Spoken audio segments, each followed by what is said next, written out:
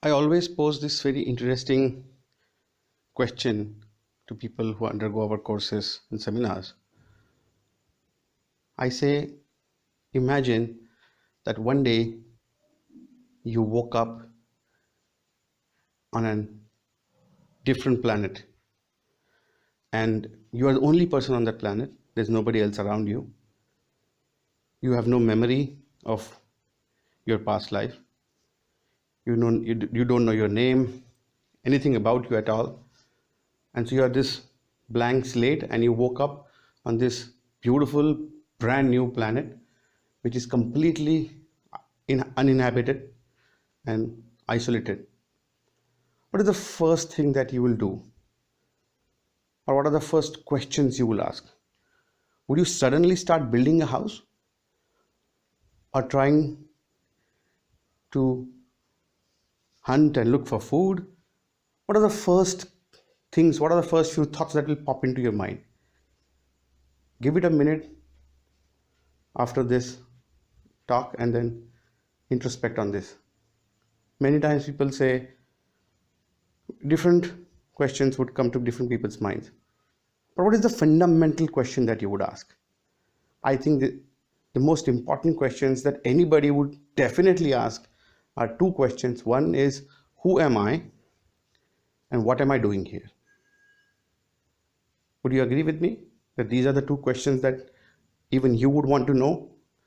That now that you've woken up in this new world, this beautiful brand new world, who are you and what are you doing here? Is information that will help you understand the purpose of being there. It will help you analyze this world better, to understand the whole journey better. How many times have we asked us this question when we first woke up on this planet? Since we were born, have we ever asked this question? That who are we and what am I doing on this planet? Who am I really? What is the purpose of me being here? As soon as we are born, we are pushed into the cycle of getting things. Schools and university, jobs and marriages, houses and children's. Then they are pushed into the same cycle. Schools and universities, jobs and houses and marriages, and on until we leave this planet and the ones behind keep running the same cycle without even knowing what we are and why we are even doing this. Because we don't know, we are constantly confused, we're always irritated, and we are never at home really in any place because we always feel out of place, out of bounds in every or in most situations. That's where the stress really starts building up. The most fundamental question of who am I has never been asked because we have never been told to ask that question. We are pushed into this system at warp speed and everything looks blurred in front of us as if we are running headlong into a hazy cloud trying to learn things as you go, hitting, getting hurt, and going through a lot of pain and trauma. What is the first step towards holistic happiness? The first step is to know who am I, who are you? Who are you really? And I think this question has been asked in many of these seminars and courses and these training sessions that happen, and people have their own answers and people have their own interpretations of this. This is the question which the Vedas start your journey from. Koham, who am I? The most fundamental basic question. If you try and understand this, everything else starts falling in place. Are you the person that you see in the mirror? Are you XYZ that your name is? Are you a certain profession, a doctor, an engineer, a singer and dancer, a banker and a lawyer? Is that you? And this question and this discussion has happened before. I'm sure all of you have heard of this before. But we are looking at it from a different perspective right now. The thing that you see in the mirror is what is called as your physical body. It could be 5 feet, 6 feet, or more than that. And it is limited with the laws of physics because it's a physical existence in the physical world that we live in. So it has limitations. You can only jump so high, run so fast, hear from a certain distance, see only as far. You're bound by limitations. The physical body that you consider your entire existence is bound by limitations. And we feel our entire life is now limited because we feel that's the only capacity we have. That because I can only run so fast, maybe this is my true capacity, this is my true potential. That's all I can do. Because I can only probably see so far, maybe that's the only vision that I can have in life. Maybe because I can hear only so much sound, that's the only knowledge I can gain about this universe. And we are limiting our lives, limiting our perspective because we are basing our existence on the physical plane. Our physical body is what we consider as us.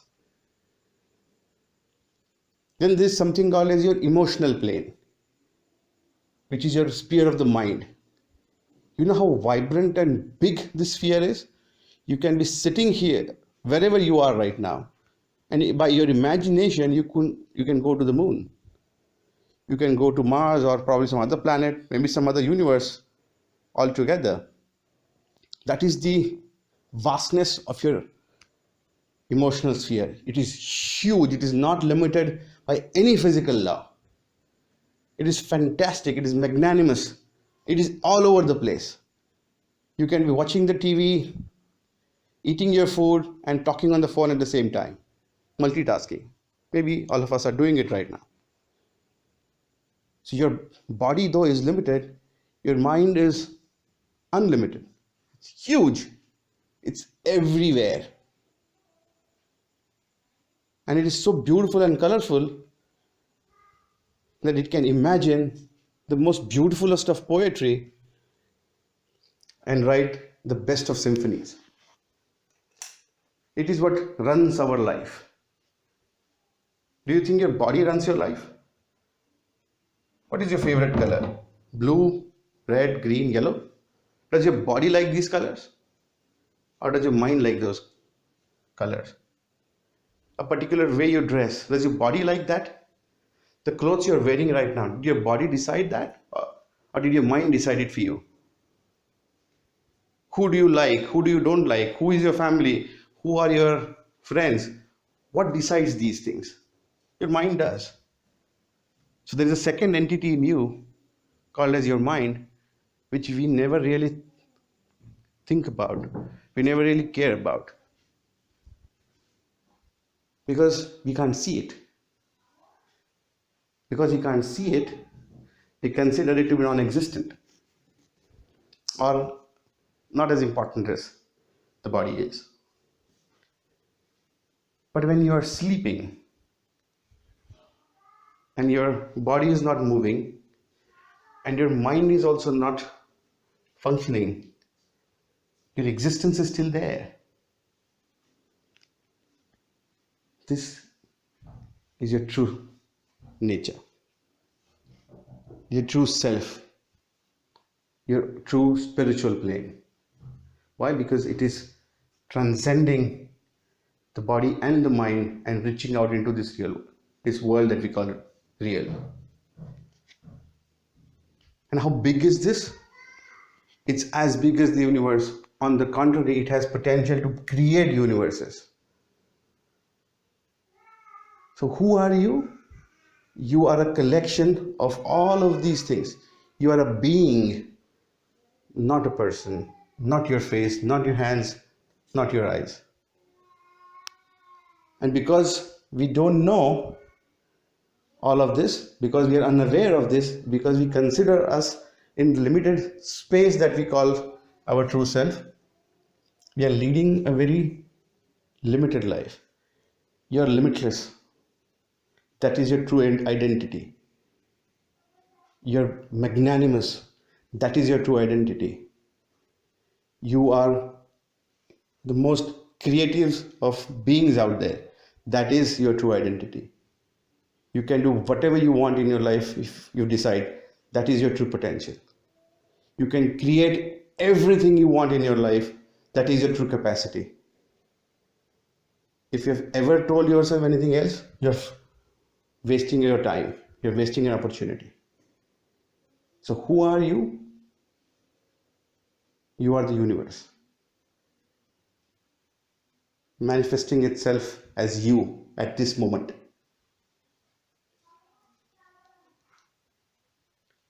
Think about this. Give this a chance. The first step in being happy is to know that you are limitless.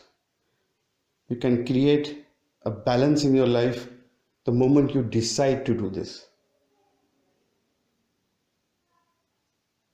This is very important. Listen to this very carefully.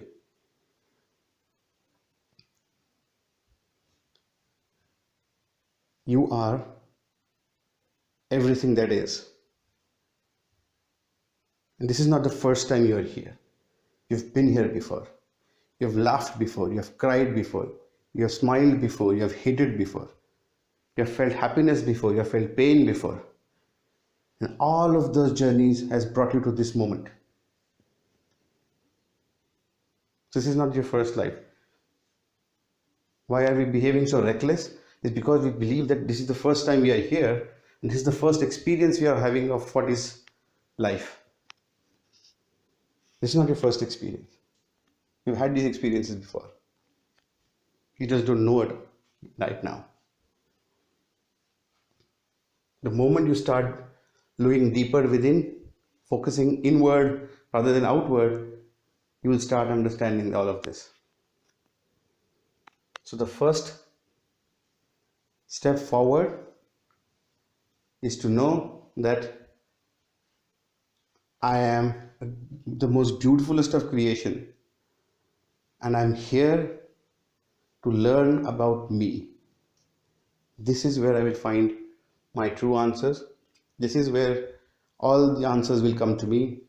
This is where the deepest of knowledge will come to me, and it will come to you because it's your right.